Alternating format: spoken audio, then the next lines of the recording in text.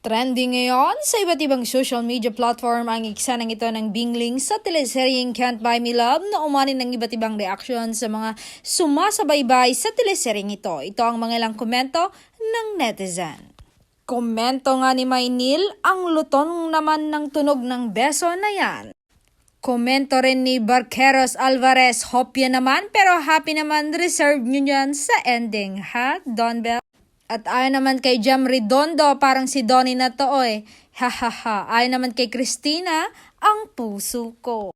Komento ni Leticia, ano ba yan? Corny naman. Don Bell, cheek to cheek lang naman pala. I was hoping at least the please lang na lips to lips. Nakalampas naman ang pananabik sa symbol nilang pagmamahalan. Siguro still too early with the kind of scene. Siguro another 3 years pag 25 years old na si Ling or Belle. Still very long wait, okay lang pero we have to be patient and wait.